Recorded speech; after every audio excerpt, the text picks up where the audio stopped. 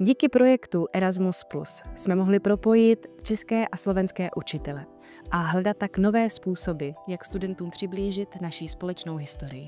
Na Slovensku sme učiteľom ukázali, ako zapojiť skutočné príbehy pamätníkov do bežného vyučovania. Tieto príbehy nepriniesli iba fakty a poznanie pre študentov, ale aj väčšiu schopnosť empatie a súčasne záujem o občianske hodnoty.